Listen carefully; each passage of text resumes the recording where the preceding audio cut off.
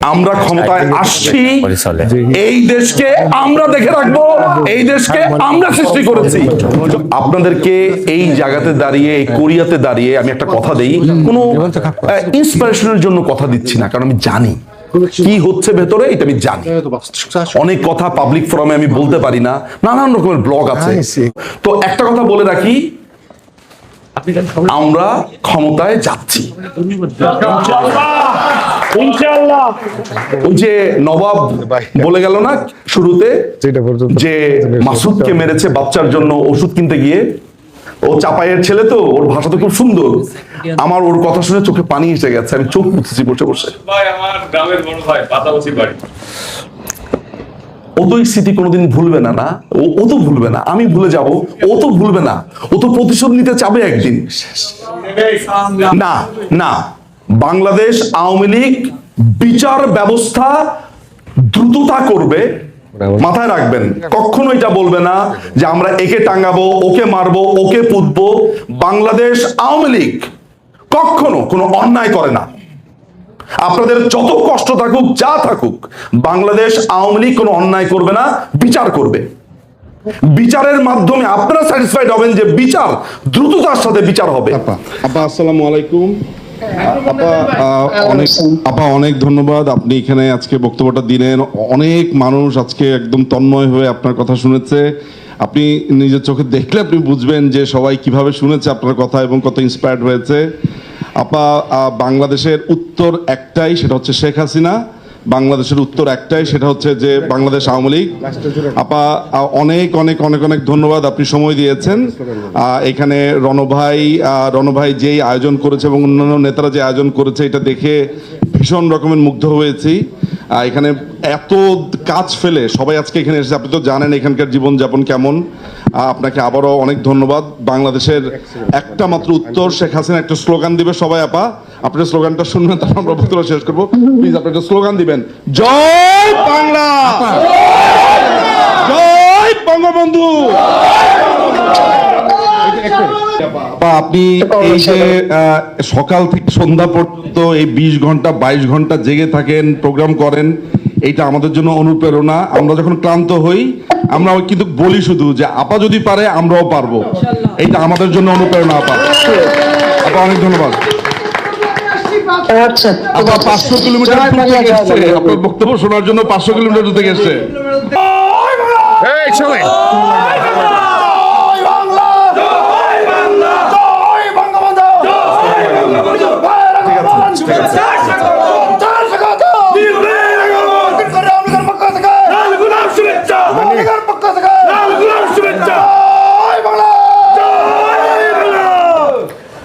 একটু সবাইকে বসতে হবে, একটু প্লিজ বসতে হবে, তাহলে আমি মনে হয় একটু কথা বলতে পারবো। আপনারা এখানে যারা দাঁড়িয়ে আছেন, আমার মনে হয় সিটে গিয়ে একটু বসেন। আর আপনারা যারা মোবাইল টিপছেন, মোবাইল দিকে তাকা আছেন পিছনে, আমি কিন্তু দেখতে পাচ্ছি আপনাদের সবাইকে। কেমন আমার কাছে মনে হয় যে একটু ইন্টারাকশন করা দরকার। যারা দর্শক যারা আছেন, আপনারা যারা একদম পেছনে বসে আছেন, আপনারা কিন্তু সামনে আসতে পারেন। আপনারা কথা শুনতে পাচ্ছেন তো মনে হয় না, যারা পেছনে আছেন? ঠিক আছে, ওকে, ঠিক আছে। আমাকে আমরা মনে হয় মোটামুটি গত 16 বছর ধরে একটা শব্দের সাথে এমন ভাবে পরিচিত হয়েছি, এবং এটা খুবই ইন্টারেস্টিং একটা ব্যাপার। হ্যাঁ, সেটা হচ্ছে যে আপনাকে বারবার বারবার ওই একটা কথা বলে আপনাকে বিশ্বাস করানোর চেষ্টা করা হচ্ছে আপনি আসলে তাই। সেটা হচ্ছে আমাদের দেশে যদিও খুবই ভুলভাল ভাবে বলে, ফেসিস্ট বলে, আসলে শব্দটা হচ্ছে ফেসিস্ট। কেমন এই শব্দটা আপনারা গত 16 বছর ধরে নিশ্চয়ই সবাই শুনেছেন, ফেসিস্ট। ইন্টারেস্টিং ব্যাপার হচ্ছে যে ফেসিজমের, আপনারা যদি কখনো ইন্টারনেটে সার্চ করেন কিংবা অ্যাটলিস্ট চ্যাট জিপিটি কে জিজ্ঞেস করেন যে ফেসিজম জিনিসটা কি, সবার আগে যার নামটা পাবেন সেটা হচ্ছে বিএনপির নাম পাবেন। মানে বিএনপি বলতে ওরা বিএনপি বলবে না, ন্যাশনালিস্ট পার্টির কথা বলবে, যারা প্রচন্ড আলট্রা ন্যাশনালিস্ট। যেই দলটা বন্দুকের আগা দিয়ে শুরু করেছে, বন্দুকের নল দিয়ে শুরু করেছে, যেই দলটার নামের মধ্যে রয়েছে ন্যাশনালিস্ট, অর্থাৎ আমরাই সবকিছু, আমাদের বাইরে আর কেউ নাই। কল্পিত শত্রু তৈরি করা, গণমাধ্যম প্রচার যন্ত্র বন্ধ করা, সেই দলটা আমাদেরকে 16 বছর ফেসিস্ট বলে গেছে। আর আমরা মাঝখান থেকে যেটা করেছি যে আমাদের এত কবি সাহিত্যিক গায়ক গায়িকা থাকার পরেও খুবই আনফরচুনেট যে এই ব্যাপারগুলোকে আমরা কখনো ডিফেন্ড করতে পারিনি।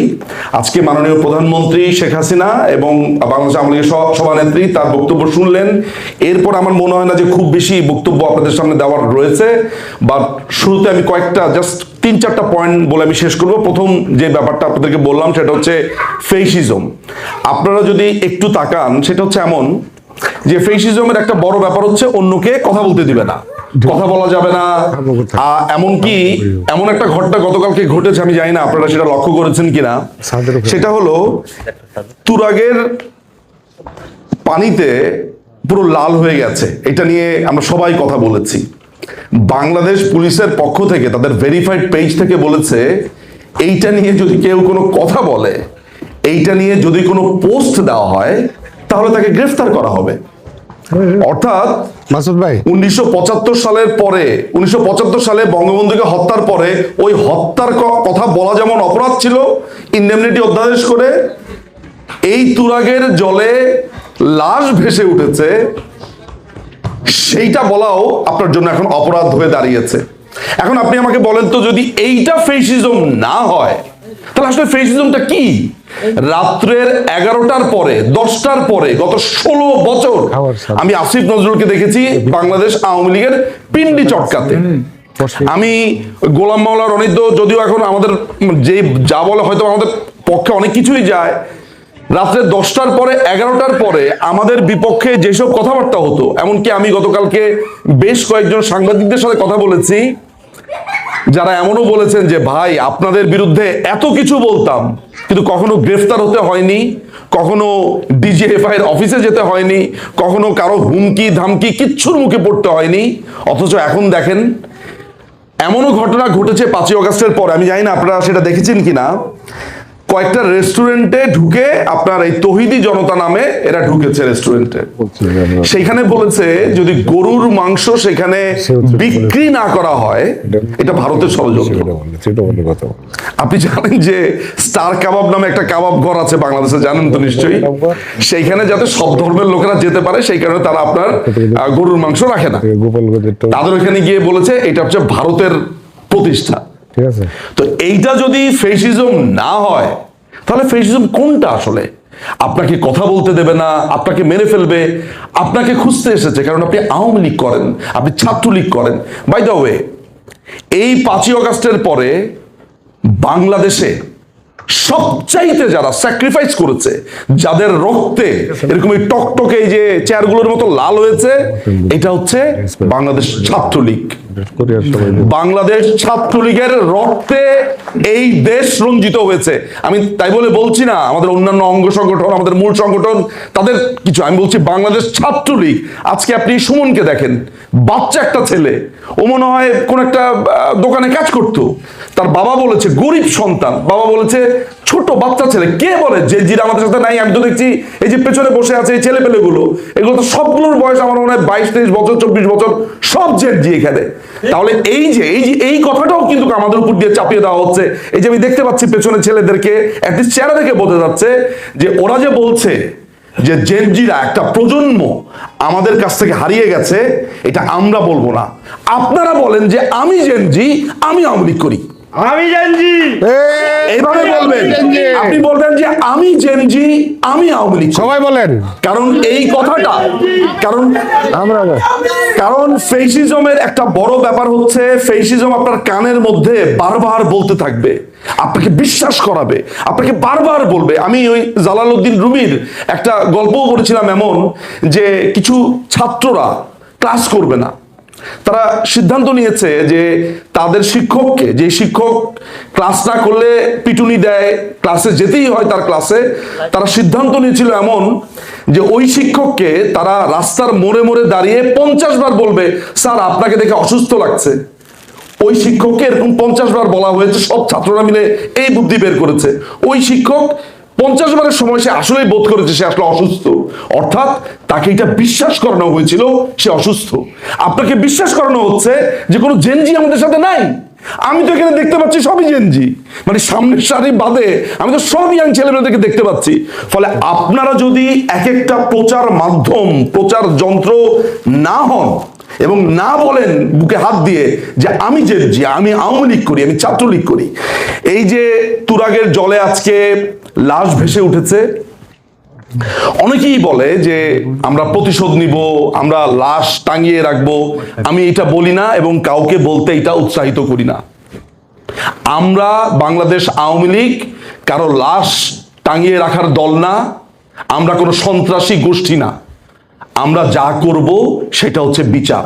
কিন্তু এই বিচারটা কিসের বিচার? সাক্ষী আসবে, ওই আপনার অমুক তারিখে আপনার 50 দিন পরে আরেক সাক্ষী, 40 দিন পরে আরেক সাক্ষী না। এইবার বিচার হবে 3 দিনে, 7 দিনে, 15 দিনে বিচার হবে। আমরা কত লক্ষ তদন্তকারী কর্মকর্তা দরকার হয়, তত লক্ষ দরকার হলে আইন চেঞ্জ করব, যে একটা মামলার যদি আয়ও থাকে, একজন নিয়ম থাকে, সেটার জন্য 100 জন আয়ও নিয়োগ দেওয়া হবে, বিচার শেষ হতে হবে। কারণ কালচার অফ ইম্পিউনিটি এই দেশের বিস্ফোরা। What is culture of impunity? বিচারহীনতার সংস্কৃতি। ফিদেল ক্যাস্ট্রো বঙ্গবন্ধুকে প্রশ্ন করেছিলেন যে আপনি আপনার এই 4-5 হাজার লোককে মেরে ফেলেন নাই? বঙ্গবন্ধু খুবই অবাক হয়ে বলেছিল, ইওর এক্সেলেন্সি, আমি আমার লোকদেরকে মারবো কেন? বলে আপনি ওই পাকিস্তানি প্রশাসন দিয়েই দেশ চালাচ্ছেন। বলে আমি তাদেরকে বিশ্বাস করি। কেন? আমি বাঙালিকে ভালোবাসি। বঙ্গবন্ধু বাঙালিকে ভালোবাসতো বলেই ওই সময় কাউকে হত্যা করে নাই। আজকে বলতে দ্বিধা নাই যে অন্যান্য রাষ্ট্রনায়করা এই ধরনের ঘটনাতে এসে 50-60 হাজারকে যখন মেরে ফেলেছে, এটা তখন লাইনে এসে। কিন্তু আমরা আওয়ামী লীগ এমন কোনো কালেই ছিলাম না। আমরা বিচারে বিশ্বাস করি। আজও তুরাগের জলে যখন আমাদের নেতাদের, আমাদের বাচ্চাদের, আমি বাচ্চা বলবো, নেতা তো বলবো না, বাচ্চা বলবো, আমাদের সন্তান, আমার ছেলের বয়সী সুমন, তাদের লাশ যখন ভেসে থাকতে দেখি, যেই ছেলেটা জোবায়ের 15 মাস জেল খেটেছে ফেনীতে, ছাগল নাইয়ার, ও তো জেলেই ভালো ছিল। জেল থেকে আসার পরে ওর হাত কেটে ফেলেছে, ওকে কুপিয়ে মেরে ফেলেছে। আমরা মাঝে মধ্যে মনে হয় যে যখন ক্ষমতায় যাব, আমরা যখন চেষ্টা করব যে তোমরা এই কিছু করো না, নৈরাজ্য করো না, এনার্কি করো, আমরা জানি না যে আমরা কেমনে থামাবো। আমি মাঝে মধ্যে এটা চিন্তা করি যে আমরা থামাবো কিভাবে। যেই কষ্ট, যেই অপমান, যেই লাঞ্ছনা আমাদেরকে দেওয়া হয়েছে, একটা ভয়ঙ্কর ব্যাপার। ফলে যেই কথাটা আপনাদেরকে শুরুতে বলেছি, যে যখনই আপনাকে বলা হয় ফেসিস্টের দোষর, সাথে সাথে প্রশ্ন করবেন, তোমার নাম ন্যাশনালিস্ট কেন? তোমার দলের নাম ন্যাশনালিস্ট কেন? তুমি কল্পিত শত্রু বানিয়েছো ভারতকে। ভারতের কাছে দেশ বিক্রি করে দিয়েছি, মসজিদে উলুধ্বনি হয়েছে। একটা চুক্তি দেখাও তো। আচ্ছা, আপনাদের জন্য আমি এখানটা দেখাতে পারবো না, পড়েও শোনাতে পারবো না, কিছু পয়েন্ট বলবো। এটা ট্রেড ডিল, আমি এটা নিয়ে এসেছি আপনাদের জন্য। জাস্ট 4-5টা পয়েন্ট বলবো। আপনারা জানেন, এখানে একটা জিনিস জিজ্ঞেস করি, আপনারা এই ট্রেড ডিলটা কয়জন পড়েছেন? এখানে আমি জেনজিদেরকে একটু জিজ্ঞেস করি, পেছনে যারা আছে, কয়জন পড়েছেন? সত্যি কথা বলবেন, না পড়লেন নাই, কোনো সমস্যা নেই। পড়েন নাই, এখানে শখানিক লোক আছে। দেখেছেন আমরা কিভাবে পরাজিত হই, আমরা হেরে যাই কিভাবে। আমি ওই আপনার লন্ডনে দেখেছি, বলে বাদাম দিবে। হোয়াট ইজ বাদাম? বা মারবে, কাটবে, হাসনাত এসেছে। আমি কিন্তু কিছু মারামারিতে বিশ্বাসী না, এগুলো অশিক্ষিত মূর্খদের কাজ। আমার কথা হচ্ছে, ওকে বুদ্ধি দিয়ে পরাজিত করতে হবে। ওকে ডিবেটের ডাক দেন। ওই অক্সফোর্ড ইউনিয়নে এসেছে, বলেন আমার সাথে ডিবেট করেন, বলেন এই ট্রেড ডিলের কথা জিজ্ঞেস করেন তাকে। আপনি জানেন যে আপনার দেশে কাস্টমসে কোন কোন দেশে পণ্য যায় সেটা আমেরিকাকে জানাতে হবে। আপনার দেশে গরুর মাংস ঢুকবে, আপনি কোনো টেস্ট করতে পারবেন না। আপনার দেশে পর্ক বা শুয়োরের মাংস আসবে, আপনি কোনো প্রশ্ন করতে পারবেন না। আসতে পারে, আমাদের দেশের অনেক অনেক অনেক জায়গা আছে খায়, ঠিক আছে, অনেক ডিপ্লোম্যাটস আছে, আমি সেটা নিয়ে কোনো প্রশ্ন করব না। প্রশ্ন করব যে আমার দেশে একটা পশুর মাংস ঢুকবে, আমি পরীক্ষা করতে পারবো না? আমি এটাকে সেফলি আমার দেশে ঢুকাতে পারবো না? কিন্তু আমি যখন আমেরিকাতে যাই, নিউজিল্যান্ডে যাই, সিডনিতে যাই, সেখানে বলে আমাকে পোল্ট্রি আমি ঢুকতে পারবে না আমার এখানে টেস্ট ছাড়া। এমনকি আমার জুতার মধ্যে যদি সামান্য একটু কাদা থাকে, নিউজিল্যান্ডে আপনাকে সেই জুতা নিয়ে ঢুকতে দিবে না, ওই জুতা পরিষ্কার করে ঢুকতে হবে। আমি জানি না আপনারা কয়জন জানেন সে কথা। আমাদের দেশের কি কি আইন হবে সেই আইনের কথা বলা আছে, এইভাবে আইন হতে হবে। কোনোদিন শুনেছেন যে আরেকটা দেশ বলে দেয় যে আইনটা এমন হতে হবে? এই কারণে আপনারা যেহেতু পড়েন নাই, প্রত্যেকে এইটা শপথ নেন। আমি বলবো না আজকে রাত্রে গিয়ে পড়বেন, আমি শিওর যে আপনারা রাত্রে গিয়ে পড়বেন না, কিন্তু আপনারা এটা ডাউনলোড করবেন, নেক্সট 7 দিনের মধ্যে বসে বসে পড়বেন। আপনারা কাজে যাচ্ছেন, ট্রেনে, টিউবে, গাড়িতে বসে বসে পড়বেন, দাগাবেন একটা মার্কার নিয়ে। তারপরে একটা কাজ করবেন, এখানে যতগুলো মানুষ আছে তাদের মধ্যে 10 জন মানুষ যদি এই ট্রেড ডিল নিয়ে একটা ভিডিও বানায়, 10টা মিডিয়া তৈরি হলো। ভাই এক মিনিট কথা বলবো। অবশ্যই আমরা অনেকেই সব ইন্টারনেট ইউজ করে ডাউনলোড করতে অনেকেই মানে অপারগতা ইয়া করি। আপনার ফেস আমরা অনেকেই ফলো করি, আপনি এটা স্ট্যাটাস দিবেন। আমি স্ট্যাটাসে আমার পেজ এটা দিয়ে দিব, আমি রণভাইয়ের কাছে দিয়ে দিব, যেহেতু আপনার পেজ থেকে আমার পেজটা তো দিবই, প্লাস আমি ব্যক্তিগত পর্যায়ে দিব যাতে আপনাদের কাছে এটা শেয়ার করতে পারি। Thank you so much. আপনারা শুনলে অবাক হবেন, বাংলাদেশের ঔষধ শিল্প আমি নিজে ইংল্যান্ডে দেখেছি, আমি ইংল্যান্ডে থাকি। প্যারাসিটামল, আমরা বেস্ট প্যারাসিটামল বানাই। আমাদের দেশে আমেরিকার ওষুধ আপনার ট্যাবলেট আসবে, আমরা কিছু করতে পারবো না। কেন জানেন? ওদের যেই নিয়মে ঔষধ আসার, এগুলো আমি কিন্তু আপনাদের সাথে কোনো রূপ কথার গল্প বলছি না যে দূর এগুলো বানা বানা বলতেছে মনে উনি, এইখানে তাই লেখা আছে। অ্যাটলিস্ট আমি যদি ইংরেজি ভুল না বুঝে থাকি, আমার কাছে বাংলাটাও আছে। আপনার চ্যাট জিপিটি তো এখন অনেক ইজি হয়ে গেছে, বলবেন অনুবাদ করে দেওয়ার জন্য, অনুবাদ করে দিবে, খুবই সহজে অনুবাদ করে দিবে আপনাকে। গাড়ির খুচরা যন্ত্রাংশ ঢুকবে, আপনি প্রশ্ন করতে পারবেন না। বাংলাদেশে টিভির যেই আইপি রাইট আছে সেটা আমেরিকার স্টাইলে হতে হবে, লেখা আছে। আপনি কোনো ধরনের জাহাজ ডাইরেক্ট কিনতে পারবেন না, আপনাকে আমেরিকা থেকে কিনতে হবে। তো আমি যদি চায়না থেকে জাহাজ কিনি, আমার লাগে 600 কোটি টাকা, লেটস সে, একটা উদাহরণ দেই। আমেরিকা থেকে আমি যখন কিনবো, আমাকে কিনতে হবে 700, 800, 1200 কোটি টাকা দিয়ে। কেন ভাই? আমি কোনো কমিউনিকেশন যন্ত্র কিনতে পারবো না, একদম শেষের দিকে আছে। আমি রাশিয়া থেকে কোনো রকমের ডিজেল, পেট্রোল, তেল কিনতে পারবো না। এখন এই যে ঘটনাটা হলো, আমরা কয়জন বলেছি যে দেশ বিক্রি করে দেওয়া হয়েছে? সারাটা জীবন মন্ত্রের মতো শুনেছি ইন্ডিয়ার কাছে দেশ বিক্রি, ইন্ডিয়ার কাছে দেশ বিক্রি। আজকে যখন সত্যিকার অর্থেই দেশ বিক্রি হলো, খেয়াল করেছেন যে আসিফ নজরুলের মতো এই সারমেয় শাবকরা একটা শব্দ উচ্চারণ করেনি? বলেছে? বলে নাই। আজকে যখন আপনার পোর্ট দিয়ে দিল তথাকথিত ডেনমার্কের কাছে, ডেনমার্ক আমাদেরকে পোর্ট দিয়ে কি করবে? আপনাদের নিশ্চয়ই এতটুকু মগজ আছে এটা বোঝার জন্য যে Denmark nothing to do with our port. এই ডেনমার্ক এটা নিয়ন্ত্রণ করা হচ্ছে আমেরিকা। কারণ আপনারা জানেন যে প্রথম আলোতে আমরা দেখেছি সাবমেরিন, আপনার বঙ্গোপসাগরে এখানে আমরা ড্রোন পেয়েছি, অর্থাৎ যেটা পানির নিচে যায়, সাগরের নিচে যায়, তারা মাপছে। কারণ আমাদের এখানে বলা হয়ে থাকে যে বঙ্গোপসাগর ভবিষ্যতের জন্য ডাবল বাংলাদেশ হতে পারে, মানে এইটার চর যেটা জাগে, যেটাকে বলে খনিজ সম্পদ আছে। আমি একটা বই লিখছি 5ই অগাস্টের নেপথ্যে, এইটা লিখতে গিয়ে আমাকে অনেকগুলো সাক্ষাৎকার নিতে হয়েছে। তো আমি নাম বলবো না এখনই, ওইটা বইয়ের জন্য এক্সক্লুসিভ থাকুক। তিনি মাননীয় প্রধানমন্ত্রীর দফতরে চাকরি করতেন, তার আমি প্রায় 6-7 ঘন্টা ইন্টারভিউ নিয়েছি। আমি জিজ্ঞেস করলাম যে ভাই ঘটনাটা কি হয়েছিল, মানে শুরুটা কিভাবে হলো? বলে ওরা বঙ্গোপসাগরের 15টা ব্লকই নিতে চেয়েছিল। এখানে মনে হয় 15টা ব্লক আছে না 21টা ব্লক আছে। আমার ওই নোট খাতাতে দেখলে আমি বুঝবো তখন। কাকে দিতে হবে? আমেরিকাকে। তো মাননীয় প্রধানমন্ত্রী কি করেছেন? মাননীয় প্রধানমন্ত্রী বলেছে যে আমি একটা রাষ্ট্রকে সব ব্লক দিব না। কেন দিবেন না? কারণ তিনি জানেন, দেখেন খেয়াল করেন, রাষ্ট্রনায়ক কাকে বলে? মানে সারাক্ষণ খালি এই মূর্খদের, এই টোকাইদের কথাবার্তা শুনছেন তো, একটু এটা শোনেন যে রাষ্ট্রনায়ক কাকে বলে। উনি কেন দিবেন না জানেন? কারণ উনি জানে যে বাংলাদেশ এই বঙ্গোপসাগর থেকে এগুলো উত্তোলন করতে পারবে না, আমাদের ইকুইপমেন্ট নাই। ফলে উনি 4-5টা রাষ্ট্রকে এঙ্গেজ করেছেন যাতে একটা রাষ্ট্র এসে সবকিছু দখল না করতে পারে। বোঝা গেল ব্যাপারটা? সুতরাং এইটার জন্য আমেরিকা খুব নাখুশ ছিল। উনি আপনার বোয়িং কিনবেন না, কারণ আপনারা জানেন যে ওই যে মালয়েশিয়ার বিমান ক্র্যাশ করেছে, নানান জায়গাতে বিমান ক্র্যাশ করেছে, উনি দেখলেন এয়ারবাসটা সেফ।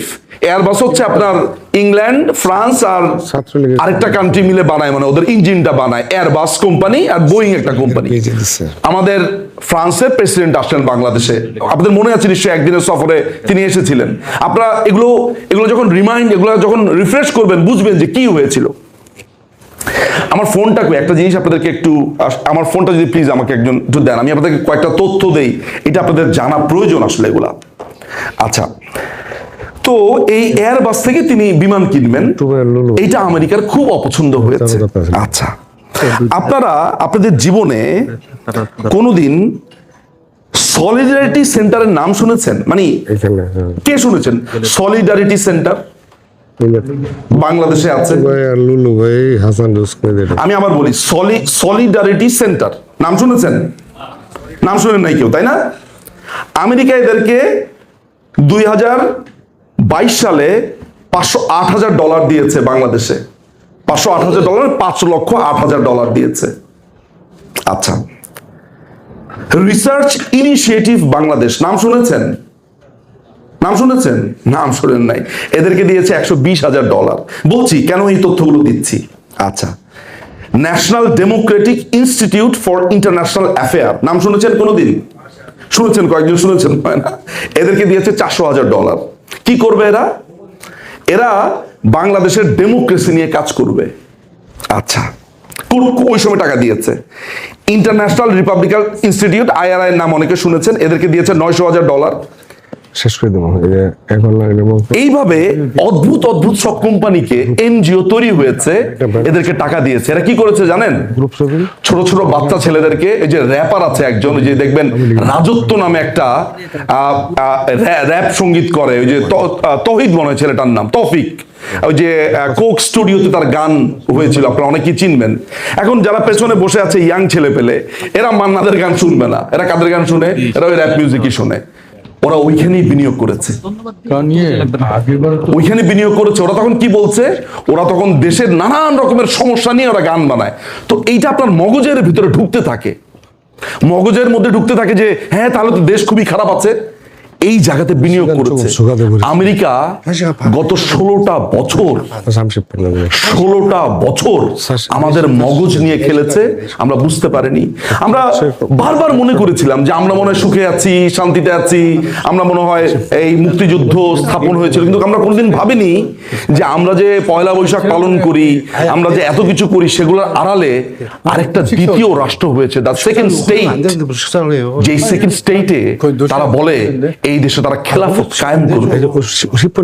আমরা কিন্তু বাংলাদেশে 95% মুসলমান। আপনি এখানে যারা বসে আছেন, যারা মুসলমান আছেন, তাদের মামি, চাচি, খালা, এদেরকে জিজ্ঞেস করেন তো, এরা কোনোদিন কখনো রাস্তায় গিয়ে বলে নাকি নারায়ে তাকবীর আল্লাহু আকবার? কেউ বলে না। সবাই দেখবেন 5 ওয়াক্ত নামাজ পড়ে সুন্দর মতো, কোনো ভেজালে নাই। পাশের বাসার কোনো হিন্দু থাকলে, খ্রিস্টান থাকলে কারো কোনো মাথা ব্যথা নাই। মাথা ব্যথা হচ্ছে কিছু পার্টিকুলার মানুষের। কিন্তু আপনার মগজে ঢুকিয়ে দেওয়া হচ্ছে যে ভারত সবকিছু দখল করেছে। একটা চুক্তি এই পর্যন্ত আসতে পারলো না কেন? আচ্ছা, আমি বক্তব্য শেষ করে ফেলছি। শুধু যাওয়ার আগে একটা কথা বলি আপনাদেরকে। আমি মাননীয় প্রধানমন্ত্রীকে একটু আগে বলেছি যে আপা, you are the answer. Bangladesh Awami League is the answer. শুনেছেন তো বলেছি এই কথা? আপনারা আজকে এখানে যারা বসে আছেন, তারা প্রত্যেকে রাইট সাইড অফ দ্য হিস্ট্রিতে আছেন। আপনাদের আজকে মনে হতে পারে যে আমাদের ছেলেদেরকে মেরে ফেলছে, কষ্ট করছেন। আমি জানি এখানকার সবার নামে 3টা 4টা 5টা করে মামলা আছে, কিংবা কারো বাবা পলাতক, মা বাসায় ফিরতে পারছেন না, বোন বাসায় ফিরতে পারছেন না। 75 সালে এমন হয়েছে। কিন্তু আপনাদেরকে এই জায়গাতে দাঁড়িয়ে, এই কোরিয়াতে দাঁড়িয়ে আমি একটা কথা দেই, কোনো ইন্সপিরেশনের জন্য কথা দিচ্ছি না, কারণ আমি জানি কি হচ্ছে ভেতরে, এটা আমি জানি। অনেক কথা পাবলিক ফোরামে আমি বলতে পারি না, নানান রকমের ব্লগ আছে। আপনাদেরকে একটা তথ্য দেই, আমেরিকান এমবাসিতে 2 সপ্তাহ আগে আলোচনা হয়েছে শেখ হাসিনাকে ফিরতে দিব না। এইভাবে খেকি উঠেছে কুকুরের মতো এক লোক, নাম বলবো না। মানে শেখ হাসিনার নাম শুনে সে চেয়ার থেকে লাফ দিয়ে উঠে গেছে। সবাই এক সাদা লোক, তারা একটা রিফাইন্ড আওয়ামী লীগ বানাবে, ছবিটা দিই। তারা আরেকটা আওয়ামী লীগ বানাবে। তারা কি করবে? তারা জামাত এবং এনসিপি এগুলো মিলে আর ইউনিভার্সিটির কিছু টিচারকে মিলে আরেকটা সরকার বানাতে চায়। এমনকি তারা ওই বিএনপিকেও আপনার সাইজ করতে চায়। বিএনপি যেহেতু একটা গাধার দল, যেহেতু একটা ছাগল, মানে যত রকমের গরু গাধা অশিক্ষিত মূর্খ ওইখানে এসে উপস্থিত হয়েছে। হ্যাঁ, এরা এগুলা দেখেন, সংসদ সদস্যের নাম কি? হানজালা। আপনি আপনার বাপ দাদা 14 গোষ্ঠীর কোনদিন শুনেছেন হানজালা কারণ নাম হয় বাংলাদেশে? বাংলাদেশের নাম হতে পারে সাইফুল ইসলাম, আব্দুল করিম, এই যে আমার নাম গোলাম মারুফ মজুমদার। হ্যাঁ, মানে এই টাইপের আমাদের নামের একটা প্যাটার্ন তো আছে, তাই না? কোনদিন শুনেছেন আবু হানজালা? এই অদ্ভুত এরা এলো কোত্থেকে? আমাদের কাদের ভাই বলেছে না, আরে এরা কারা, কোত্থেকে এলো গাড়িতে উঠে লাগে। আসলেই তো এই হানজালা এত বড় একটা টুপি দিয়েছে। এই বেটা, তুই এই গরমের মধ্যে এই টুপি পরে বসে আছিস কেন? হ্যাঁ, এর কারণ হচ্ছে একটা অশিক্ষিত মূর্খ জঙ্গি, তার সমস্ত কিছু জঙ্গি পড়া সব। তো একটা কথা বলে রাখি,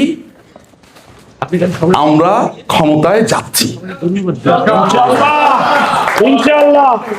ওই যে নবাব বলে গেল না শুরুতে যে মাসুদকে মেরেছে বাচ্চার জন্য ওষুধ কিনতে গিয়ে, ও চাপাইয়ের ছেলে তো, ওর ভাষা তো খুব সুন্দর। আমার ওর কথা শুনে চোখে পানি এসে গেছে, আমি চোখ মুছেছি বসে বসে। ভাই আমার গ্রামের বড় ভাই, পাতাবসি বাড়ি।